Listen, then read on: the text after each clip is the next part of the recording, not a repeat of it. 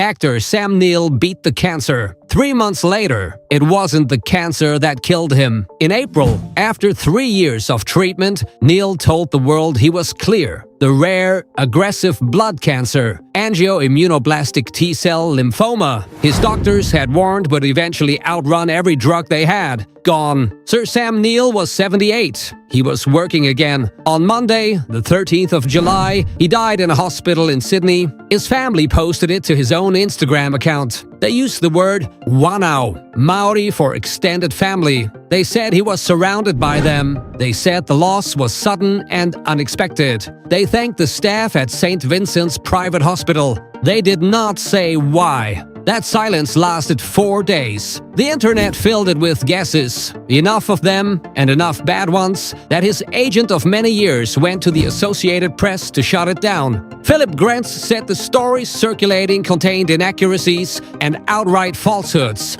and that he had spoken to the family before saying anything at all. Then he gave the answer. Pneumonia, not the lymphoma. The lymphoma he had actually won. Grenz confirmed Neill beat it with CAR-T therapy, a treatment that re-engineers a patient's own immune cells to hunt the cancer down, which is the detail that turns this from sad to almost unbearable. Because making that exact treatment available to people who couldn't afford it was the cause Neill spent his last years fighting for. He was a patron of the Snow Dome Foundation, which funds that fight in Australia and New Zealand. His family have asked that anyone wanting to mark his death set money there, or to the Dunstan Hospital Foundation in central Otago, near the land he called home. No flowers. He wasn't born Sam. He was born Nigel Neill in Northern Ireland in 1947. The family emigrated to New Zealand when he was 7 and settled in Dunedin. And at school there were so many Nigels that he simply picked something else. He kept it for 5 decades of work that in 2024 earned him a knighthood, KNZM, Knight Companion of the New Zealand Order of Merit. Most of the planet knows one role: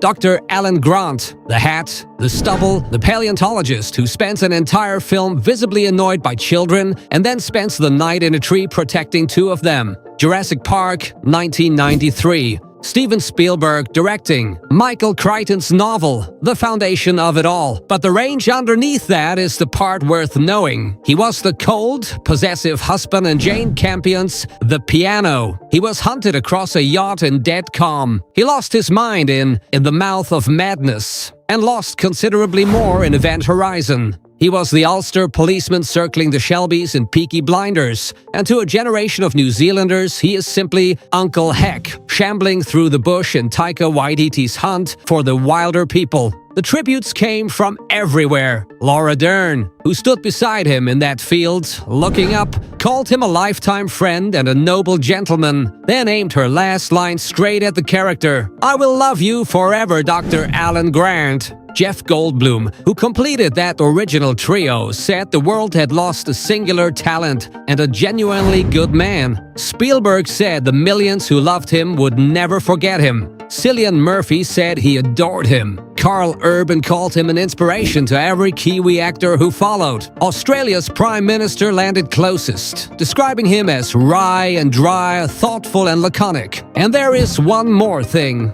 In his last year, cancer-free and in no mood whatsoever to stop, Neill filmed 4 projects back-to-back. All 4 are still due for release, which means new Sam Neill performances are arriving in cinemas and on television for months yet. There will be no public funeral. He hated a fuss. His family will honor him privately at his farm in New Zealand at 2 paddocks, the vineyard he built in central Otago over decades, on a date they haven't set. He said once that his life had been a happy and surprising one, and that nobody on earth was more surprised by it than he was. Subscribe for more. See you in the next one.